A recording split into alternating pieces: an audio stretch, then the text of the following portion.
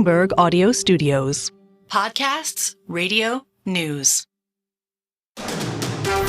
You're listening to the Bloomberg Intelligence Podcast. Catch us live weekdays at 10 a.m. Eastern on Apple CarPlay and Android Auto with the Bloomberg Business app. Listen on demand wherever you get your podcasts or watch us live on YouTube. Let's stay on the EV discussion. We can do that with Steve Mann, Global Autos and Industrials Research Analyst for Bloomberg Intelligence, joining us from Princeton, New Jersey. We got a little camera down there, so that is an incentive for the folks to stay in Princeton, I guess. Steve Mann, don't get me started. Steve Mann joins us, though. Hey, Steve, talk to us about, I guess, President Biden, we're talking about tariffs on China EVs and other strategic sectors. What's going on there? It's not a surprise that they're going to do that. In terms of the impact on the Chinese automakers, obviously nothing, because they don't sell any vehicles to the U.S. at the moment. They have no plans to. BYD actually explicitly said they have no plans to actually sell cars in the U.S. At the moment. The only impact is really on the battery side. But I think what the government is trying to do is really to protect a lot of the investments that's already been made to onshore EV battery production. Through the Inflation Reduction Act, there's over $100 billion already spent on onshoring EV battery and other supply chain components for EVs into the U.S. So I think for automakers, there's no impact, but it seems like it's more about posturing for the election later this year. I have so many thoughts and feelings on this, but I do think the timing is so interesting. So we break this story on the day that Zeekr is going public in the U.S. market. I don't know, that feels, you can buy stock of a China EV company, but you can't buy the China EV car. Is that weird to you? It's probably a good option to have. I think China EV sales is still growing relatively strong. I mean, it's slower this year than last year, but it's no different than what NIO has done, what XPeng and Li Auto has done. All these companies have listed in the U.S. I think, for the most part, the purpose of this listing is really to build the brand cachet. They can actually say that we're a U.S. listed company. That goes really well with a lot of the Chinese consumer. So if you look at some of the sales, NIO sales, Li Auto and XPeng sales, after they listed in the U.S., they actually jumped in their home turf. I have to backtrack. I mean, Alix is way ahead of me on this. Can you tell me what Zeekr is? It's the first time in my life I've heard about Zeekr. It's a Chinese manufactured electric car, correct? That's right. It's a premium EV maker. It actually competes with the Tesla and the NIOs, and they sell around, on average, around $37,000, $40,000 US dollars per vehicle. It's part of Geely. The parent company of the listed Geely Auto 175HK. So it's part of the Geely. It's a lot of the technology that Zeekr has is also part of Volvo. Their head of R&D is actually in Gothenburg, Sweden. All right, just for the IPO folks out there, this is a company, they priced their IPO last night at $21 a share. We just got a spread, just popped up on my terminal. Bid 23, ask is 25. Has not opened yet. That's where the bid-ask spread is, and we'll keep you up to date on that throughout the day. So again, a cool new IPO out there, which is good. Goldman Sachs, Morgan Stanley, Bank of America, and China International Capital Corp are the underwriters. So some big-time names supporting this company. What's interesting is that Geely, the parent company, said it's indicated it will subscribe to more than 90% of the stock. So so clearly that's still wariness that exists in the EV market when that takes place. Here is my deep question. It's not very deep, by the way. If your goal is to decarbonize the world as fast as possible, why would you not flood the U.S. market with cheap China EV cars? And if that's not the goal, and you want to green the economy, but also do it profitably for U.S. companies, that's okay. Just let's say that. I mean, can I say that out loud? Can I say the quiet part out loud? Steve, does this make sense to you? Yeah, I mean, I think you have a very legitimate question, but I think with the geopolitical wrangling between the two countries, this comes to play, right? Do we flood the U.S.? Do we protect the U.S. Industry? I think especially during this year when there's a lot of to and fro related to the election, I think there's going to be more and more discussion around, do we let Chinese products come in, for example, EV batteries and solar panels. So it's a very legitimate question. I think the government will have to answer that for you. All right, Steve, thanks so much for joining us. Steve Mann, Global Autos and Industrials Research Analyst for Bloomberg Intelligence. Alix, I was up in Boston yesterday meeting with some of the really smart folks at BCG, Boston Consulting Group. And one of the folks I spoke to was the head of their EV consulting practice. And he acknowledged that the industry, probably put out some inferior products, didn't price them well. There's a lot of, kind of a bumpy start to some of the EV business. But he says, that being said, a lot of good product is coming. Oh, yeah. They're figuring out, and they will lower their cost structure. And he thinks ultimately, within a reasonable period of time, whether that's 5 years, 10 years, he thinks 40% of the cars in the U.S. will be EVs. Oh, interesting. So and I've heard that number a little bit more frequently recently because people are trying to get a sense, are we going to ever be at 100% EVs? Mm-hmm. And I think ultimately some people would like you to believe that, but that may or may not happen. But where they're coming from, they're kind of thinking about 40% within that, kind of 10-year time frame. I want to think about the implications for electricity production, the grid, and balancing the grid. Yep. Mm-hmm. You were talking to the right people. Yep, Yes. you're talking to... They need more of it, and you want to know why utilities are some of the best performing stocks in the S&P this year? I mean, they're defensive names. Are they defensive anymore? They're growth stocks now. They have actual growth in their business because of stuff like EVs. I have so many more thoughts. You're listening to the Bloomberg Intelligence Podcast. Catch us live weekdays at 10 a.m. Eastern on Apple CarPlay and Android Auto with the Bloomberg Business app. You can also listen live on Amazon Alexa from our flagship New York station. Just say, Alexa, play Bloomberg 1130. Joanne Hsu joins us. She's University of Michigan Surveys of Consumers Director. This is her numbers. She does the data. Joanne, can you just walk us through that decline of U.S. consumer sentiment? We're at a 6-month low now. What led us here? So it's not just the worst of both worlds. I would say it's the worst on a number. It's worse on a number of dimensions. Not only do consumers expect inflation to rise a bit in the year ahead, but they are also expecting unemployment to worsen, and they're also expecting interest rates to rise. So these are all things that had kind of been in a holding pattern for most of 2024. And suddenly in the month of May, consumers are seeing a deterioration on all of these dimensions. So, Joanne, just like to call out the magnitude here. Again, the consensus was 76.2 for the University of Michigan Sentiment Indicator, 77.2 last period. It came in at 67.4. And on an order of magnitude, I don't remember seeing those types of variances in the past. How unusual is this May reading to you? This is a statistically significant decrease, but I wouldn't call it a plummeting or a plunge. Okay. It definitely feels like that because the last 4 months, since January, we've been only seeing little wiggles of 1-2 points per month. Essentially, we've had no change for 4 months. And prior to that, we had 2 months of really strong surges. So this is the first real downward movement we've seen in quite a bit of time. So I think it is jarring to people who watch the data, but it's not a plunge. It is a decline. It is a significant decline, but it's not a plunge. You mentioned that those surveyed are worried about interest rates, and they're worried that interest rates are going to rise. Am I hearing that correctly? Not that the Fed's going to keep them steady or not cut, but they expect higher interest rates?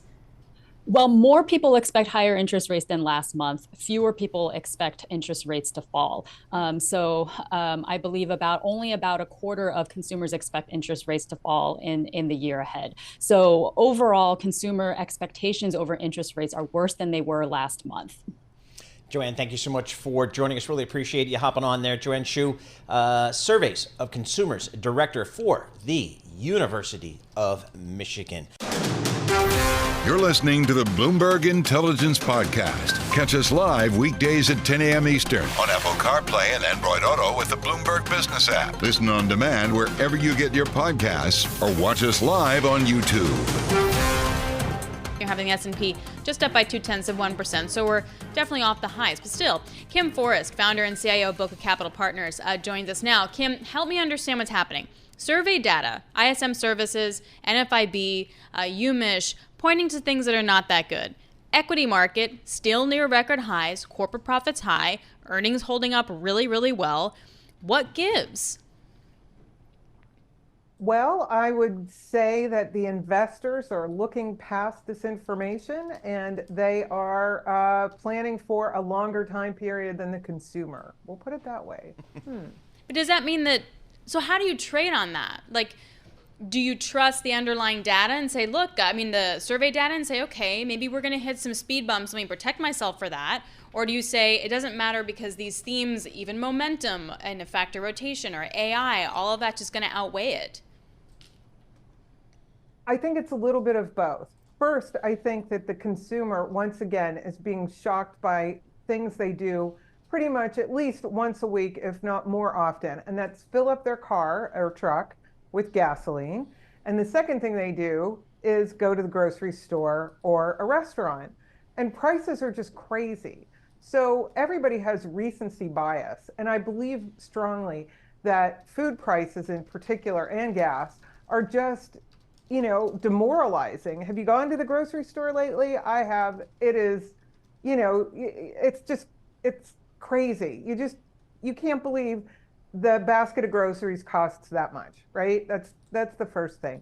And I do think that we have great expectation, probably deservedly so, although not on what I think Wall Street's timeline is, for AI to increase productivity.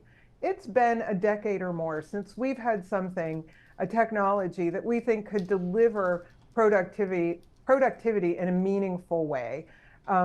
And I think that's what has captured investors' imagination around AI. And Kim, I was up at Boston visiting the Boston Consulting Group yesterday, and the senior consultants you asked them, what are your CEO clients asking you about? And to a person, AI. I mean, it's just it's just amazing. So, yeah. Kim, as an investor, and as you talk to your clients, and as you talk to other money managers, how do you suggest people really get a fundamental exposure to AI? Did they just run out, hold their nose, and buy NVIDIA, or how do you recommend the investors kind of get some exposure here? Well, there are going to be people that want to own NVIDIA because, again, I love the concept of recency bias. Like, it's gone up a lot, so it should keep going up, forever and ever. And I think that's true to some extent, but we are probably going to hit a pothole where they miss expectations. And that's just because of and I'm getting in the weeds here, but go with me, the data center build out. I don't care if it's for regular data centers or AI, you reach a point at which you stop spending and you use the technology you have in a building for a while, and then you add more. So we're at the beginning of the build out of AI. So everybody wants to own NVIDIA. I think AMD and Intel are fine companies that are going to be able to participate in this. And they are going to push NVIDIA to probably sell their product at a somewhat lower margin. And I think that both Intel and AMD can play in this space. So those are some ideas. I also think people should look further and keep their eye out for good software that is going to answer some problems. And what I mean by that is that it's not entertainment only, that those CEOs would want to buy it to enhance their productivity. And that, I think, is the surest way to having a happy portfolio in 5 to 7 years. So, I know you're thinking 5 to 7 years, and I'm going to ask you about the next 2.5 weeks. But we do get NVIDIA earnings on May 22nd. I was talking to Amy Silverman of RBC. She runs all their derivative strategy, and she was saying this is the first time that they haven't seen a lot of sentiment upside going into NVIDIA. There's not the exuberance that we're used to seeing. What do you think how do you think the market's going to react and take to NVIDIA's earnings? Well, they're going to do what Wall Street does, which is overreact in the short term, whichever way that is, and then get it right in the long term. I mean, I hate to be so perfunctory about it, but that is the last 25 years of my life is, you get that if it is higher than expected, you're going to get a huge sugar rush upwards. And if it's a little bit meh, you're going to get a sell-off because there are people that are expecting this thing to just keep marching up straight, that 45-degree angle to the right, right? And but I don't think you should give up hope. This is just what markets do in the short term. So you mentioned AMD and Intel. What else? What other stocks do you like to play this trend? You mentioned Synopsys. SNPS is the ticker. What's that company? Well, it's for people that design chips. And we're going to need not just the AI chips, but to get real productivity, we're going to have armies of Internet of Things. And those will be robots, those will be sensors, and they're all going to be talking back to the main computer and have the main computer tell them what to do, or at least gather that information. So there are going to have to be more chips made and improvements to chips made. So that is how Synopsys benefits, is from companies having to buy additional licenses or additional capabilities to its products. So I'm a strong believer. There's another company called Cadence. They are also in the same area, but we like Synopsys because of its breadth of product offerings. What about, what do you make of the consumer space? Do you like anything in the consumer space? The read-through from earnings has been really confusing. Like Starbucks and McDonald's warning on the consumer, but then Dutch Bros just crushed it yesterday. What are we learning? We're learning we have a very picky consumer, as we should. Right? I mean, I'm a picky consumer. I'm thinking you're a picky consumer. You bet. I might get an eye roll on this one, but I really love companies like Urban Outfitters that know that they can satisfy this really picky base of a customer set. They're not trying to sell product to everybody. They know who their consumer is, and they have been, through the decades, able to delight and surprise this consumer to get her to open her wallet. And it is a her in their case. To open the wallet and to spend for the new looks. And I think you need to know, you don't want to buy mass marketing. You want to buy narrow niche kind of products that companies that do it well. So interesting. It's like a very different story than just even a few years ago, right? So what other, yeah, go ahead. Yeah, I think that they do well in any kind of market because they have this small consumer base that has money and they want to look fresh and new. And that is what their secret is. They keep inventing and finding those designers and finding those shapes that we don't have in our closet. Do you shop at Urban Outfitters? Not really. I'm kind of a hippie, but not that much of a hippie. But I get what they do, Yeah, I know. I was you're extending this into a fashion discussion, Yeah, and what's your point? Do that. We do that. Alix and I've I known do Kim that. for a long time, and inevitably the end of our interview always goes to fashion. We've had this hope and dream that one day we'll actually go shopping in New York together, but that has yet to materialize. Yes. Oh my gosh. I can't wait. Come on, I'm across the street from Bloomingdale's. We'll hit the sample stores. Okay. Kim, I'll let you go. Get back to your real job. Okay. Kim Forrest, founder and CIO of Bokeh Capital Partners, standing by. You're listening to the Bloomberg Intelligence Podcast. Catch us live weekdays at 10 a.m. Eastern on Apple CarPlay and Android Auto with the Bloomberg Business app. You can also listen live on Amazon Alexa from our flagship New York station. Just say, Alexa, play Bloomberg 1130. Here's a super interesting report that came out earlier in the week. You know the story, right?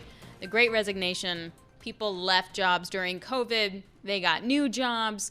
Worker satisfaction isn't great, particularly among women. And yet, is the grass greener? It's something that if you ever contemplated leaving your job for something else, you constantly think about. Are there problems that are at every workplace, or am I the problem and I'm bringing it with me? Well, now we may have some answers to this. Allan Schweyer is principal researcher of human capital over at the Conference Board, and they had a survey out that said the workers who jumped ship during COVID are now regretting it. Allan, thanks for coming. This is great. I love this story. Can you walk us through your findings?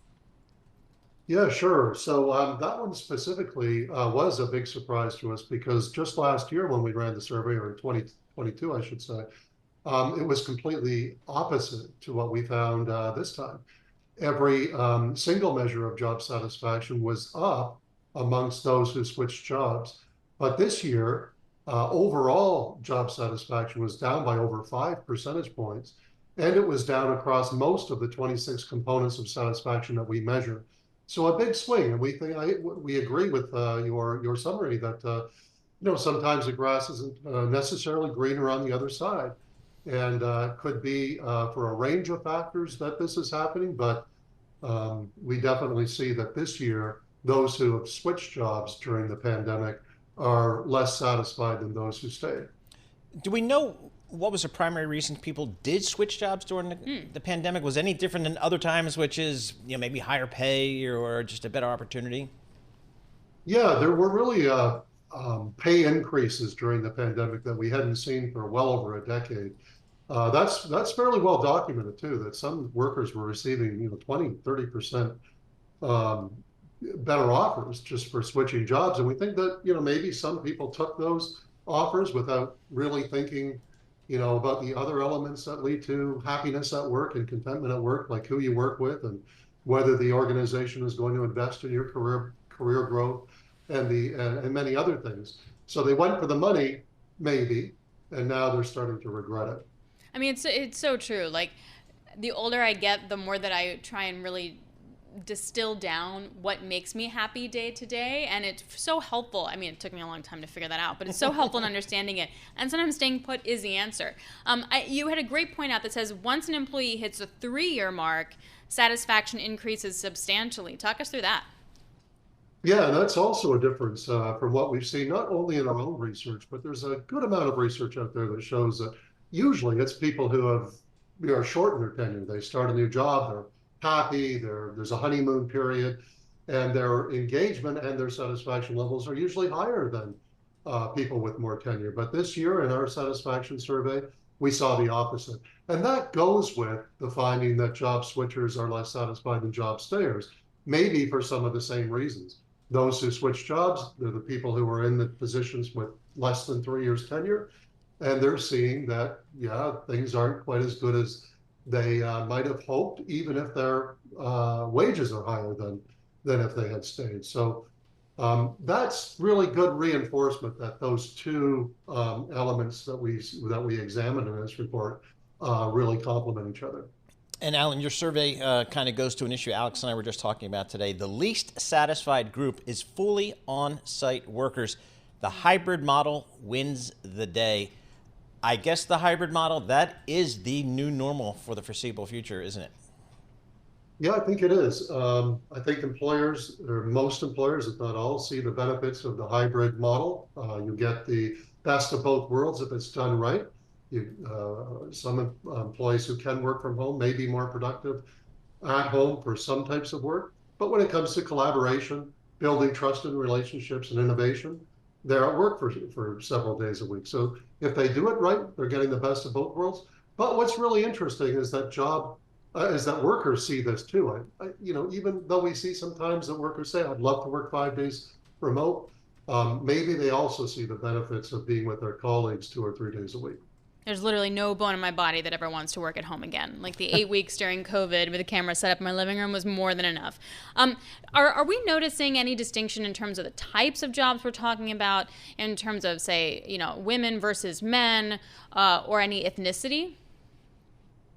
We did see big differences with women. So for the 7th year in a row, women are significantly less satisfied than men, and that gap grew between 2022 and 2023. And those the main reasons or drivers of that dissatisfaction are around pay, whether that's wages or bonuses or even promotions, and also around the flexibility of work. So by that I mean some of the benefits like vacation and family leave. And it's not too surprising because we see that even in 2024, women are making 82.5 cents on the dollar for men, and that most of the burden of care, whether it's for kids or parents, and most of the household work falls on women still. So this is really reflected in results and for the past 7 years. We did not collect data on race. We are contemplating doing that, race and ethnicity next year. Hey, Allan, how important are some of the, I don't know, the fringe perks, whether it's a foosball table, food, coffee machine, those things that really came to the forefront during the pandemic as employers tried to lure employees back to the office? It seems like a lot of companies made a lot of investments in that kind of stuff. Yeah, I think you're right. We don't measure that specifically. We don't have a measure for sort of some of those extra perks that you're talking about, but we know, that organizations are doing their best to lure people to the office, and they're trying not to command people back to the office with those extra perks. And probably it's a good idea. Whether it has as much impact as a good health plan, probably not, or even a good, strong, talent culture where people collaborate and respect each other, probably not. But some of those things definitely help to entice people back to the office. Just give me my coffee, I definitely don't care/want a foosball table. Allan, thanks a lot. Really interesting stuff.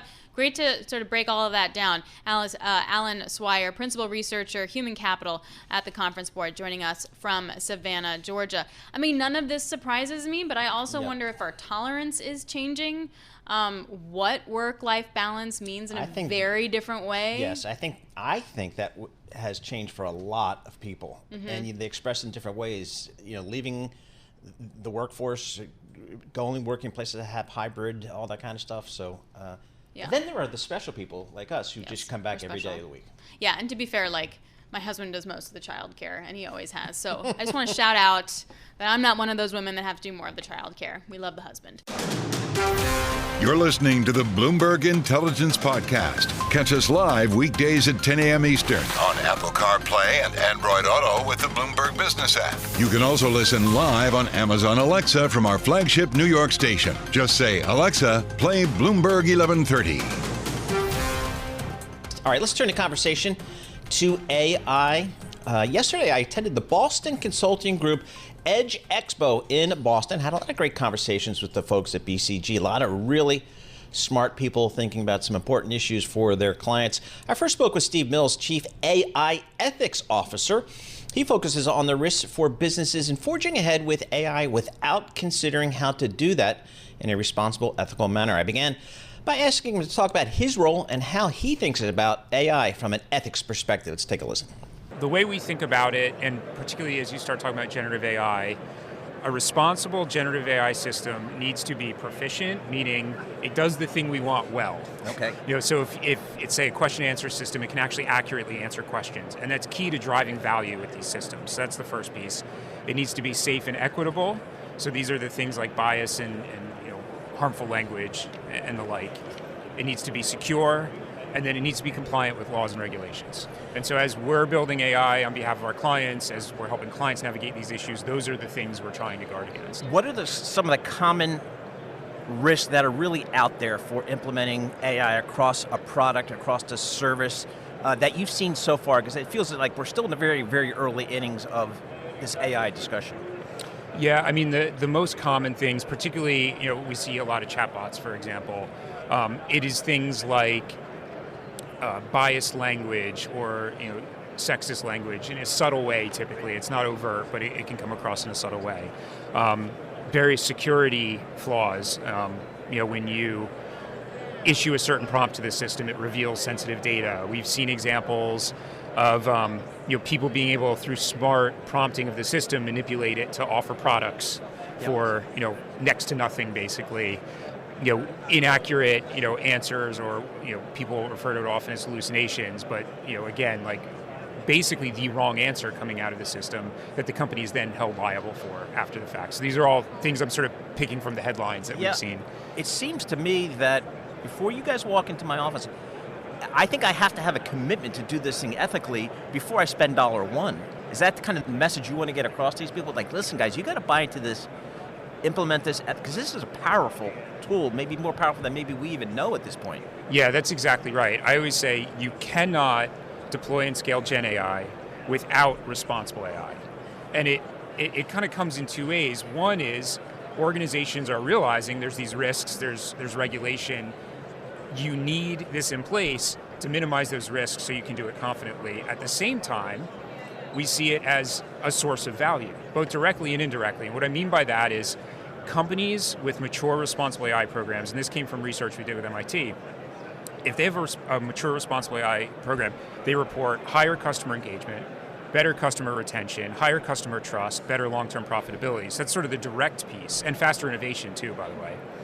The indirect piece is they also report they get more value from their AI investment, which I think is really interesting. And the intuition there is many of the things you do to build product responsibly just makes better product in the first place. Right. And so it's not really that much of a surprise that if you do those things, you build better product, you get more value from your AI. Are there, in your experience, have you had companies that do better than others, that make a bigger commitment, or what's kind of like a best use case from your perspective? What's your not your pitch, but what's your best idea, best practice when you go in to talk to clients? Well, I mean, we always talk about what we see as a mature responsible AI program that at its heart there's basically a strategy that's really bridging between corporate values and the AI strategy of the company itself, and this is a means to bring those two things together. And then there's the governance, the processes, all the tools, but ultimately you want this underpinned by a culture of responsibility. Who checks that? I'm wondering, are auditors being trained now not only to look at financial statements, but also and controls and so on and so forth, but also data like Bloomberg, we take data security extraordinarily seriously as a data-driven company. I would think that almost any company now that is employing some level of AI, there's going to be risk. Who checks on that? Yeah, it's a great question, and we're honestly extremely nascent in this space. Yep. There are no standards yet for AI, therefore there's really no audit. Right. Now, you've got folks like the Responsible AI Institute, which is a nonprofit that has created a certification standard, which some companies are following. I think this is going to change extremely rapidly. The EU just passed the AI Act. Very soon we will see standards associated with that, and so I think we will start to see this really come to the fore very, very quickly. It's interesting you mentioned Europe, because we've seen just with technology in general, Europe and privacy, for example, data privacy, Europe ahead of the US, and I would argue, if you go all the way back to the 80s and early 90s with Microsoft in terms of just dominance of US technology, do you expect other parts of the world to maybe be a little bit more out front on some of the regulations of this new technology vis-a-vis the US, or because I know BCG is a global business. You see everybody. Yeah, I mean, we're starting to see a patchwork of regulation. The EU, I would say, is the first place we're seeing comprehensive AI-specific regulation. But in the US, the administration has directed the executive branch enforcement agencies to take existing regulations and apply them to AI. And so we're seeing that with consumer financial protection, fair housing, FDA, so while we in the US don't have the AI-specific regulation, there is certainly regulation applied to AI right now. So that this is the situation we're in this odd patchwork emerging, and US states, honestly, are passing regulation as well. Okay, yeah, interesting. Are there certain industries today, here again, early stages of AI, that seem to be more open to making the investments in AI, making the commitment to AI? I would think technology companies broadly defined, as opposed to, I don't know, a manufacturer company in the Midwest that says, this doesn't really apply to me. What are your discussions? How do they go? Yeah, I mean, I think big technology companies are absolutely at the fore of this space. From years ago, they were working on these topics. The other place we're seeing a lot of maturity is the highly regulated industries, healthcare, insurance, finance. Not surprising in that they've historically had model risk management functions. They've got regulators looking at them, and so they've been very proactive. I think other industries, there are absolutely very mature companies in every industry, but I think if we're talking broad brushstrokes, others are lagging behind. Yeah, I was just talking and mentioning to somebody else, AI seemed to have come out of nowhere. And how do you think about the evolution of AI? Is this just the big data discussion we had 5 years ago, or Is it just the commitment we made in the 80s and 90s that, oh boy, everything's going digital, we better start spending more on IT? How do you guys think about the evolution of AI? Because I could see a CEO or a board member saying to you, I don't understand it. Haven't we been spending on technology for the past 25 years? I mean, I really believe that the generative AI explosion we've seen is an inflection point. Okay. It is something fundamentally different. And I don't think we fully know how it will impact everything, but I mean, you're seeing like the degree of hype around it. Yes, there is some hype, but it's well-founded. I mean, I think we're talking on par with the internet in some ways of how it could be transformative inside organizations.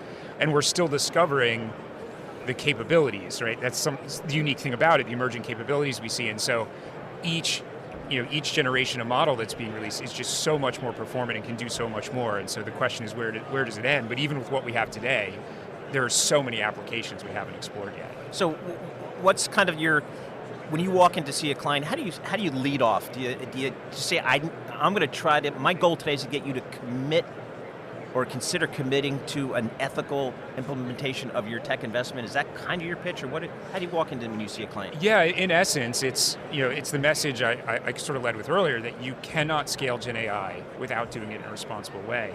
And it's twofold. Like, yes, there's absolutely a risk mitigation play, both for the company, but even more importantly for customers, right? Yep. Because you have the potential to create unintended harm to individuals. So, like, full stop, we need to avoid that. But from a corporate perspective, there's certainly risk. But there's also this value side. It's not just about mitigating risk, it's about making sure you realize the value. And so that's always the message, because I think the risk is motivating to a point, but then it's, okay, if you want to make this investment in AI anyway, if you want to see that value, you need to make this investment to do it in a responsible way. I guess, is that message getting through, do you think? I think it is. I think companies are still, there's, I would say, two things we're seeing. One, it is the topic of responsible AI has not been elevated senior enough inside organizations yet. I argue it's a C-suite issue. It has to be. If AI is a C-suite issue, this needs to be.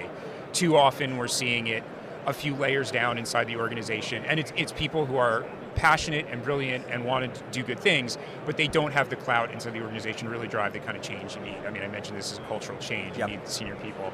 So that's one. And then two, they're just not putting the right amount of resourcing in it yet. Right. I think this is being seen as, smaller dollar, we can do a few little things and do it responsibly. It's a much bigger investment. And if you think about, you brought up privacy earlier, like GDPR or cyber. Sure. I mean, if you look back at some of the data, we're talking tens of millions of dollars to get compliant with GDPR. It's the same thing here, and companies need to be ready for that degree of investment. All right, that was Steve Mills, Chief AI Ethics Officer at the Boston Consulting Group. I spoke with them up in Boston yesterday. And what was interesting, that they have a Chief AI Ethics Officer. Wouldn't have thought of that. Didn't even think about it. But B, they say at BCG, when they go in to talk to one of their clients about AI and making the investment in AI and the commitment in AI, they say, listen, we're not going to engage with you unless you make the commitment that ethics and the management ethics is going to be at a board level commitment, because if not, there are so many pitfalls that we don't even know about. And before you start rushing off to make your investments in technology, you better recognize that you need to manage the risk here. So from their perspective, at least at BCG, that's how they try to engage with their clients. What's the reaction to that? Did he say? I think they get it. I think they get it, because I think he says they were saying the clients are basically like, we'll spend the money to upgrade our tech and do all that kind of stuff because we can't be left behind. That's the biggest risk that the BCG CEOs say. We can't risk getting left behind. So their tendency is just to spend without really thinking about how to do it smartly and over time and do it responsibly. They feel like if they don't, their competitors will, and they'll be left in the dust. So very interesting discussion about AI and how it's really involved with all their discussions. And apparently there'll be a CAEO officer, Chief AI Ethics Officer. That will now be something to think about. This is the Bloomberg Intelligence Podcast, available on Apple, Spotify, and anywhere else you get your podcasts. Listen live each weekday, 10 a.m. to noon Eastern on Bloomberg.com, the iHeartRadio app, TuneIn, and the Bloomberg Business app. You can also watch us live every weekday on YouTube and always on the Bloomberg Terminal.